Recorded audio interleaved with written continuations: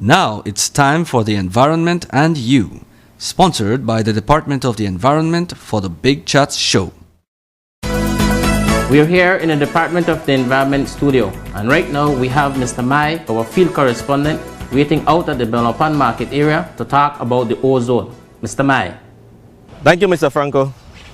The National Ozone Program within the Department of Environment is responsible for reducing our impacts to the ozone layer and is currently implementing a program to phase out ozone-depleting substances in Belize.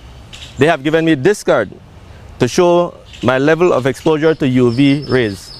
At this time, it is moderate, which means that I should be okay. Let's look at a short clip to understand more about this topic.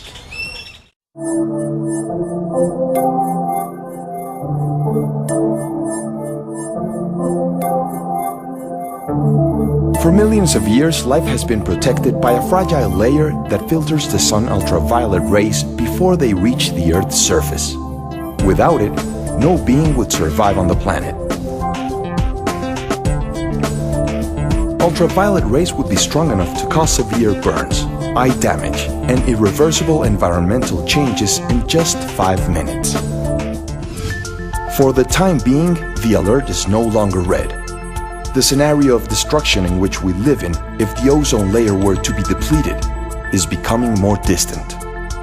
However, the thinning of our protective shield will continue if the world keeps emitting chemical substances that are harmful to the atmosphere.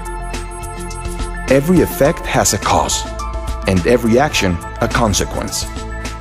For decades, while humanity sought non-toxic and safer substances for the refrigeration, air conditioning, aerosol, synthetic foam, and extinguisher industries, millions of tons of chlorofluorocarbons, hydrochlorofluorocarbons, halogens, carbon tetrachloride, and methylchloroform were unknowingly being emitted into the atmosphere, compounds that years later were categorized as ozone-depleting substances, ODS.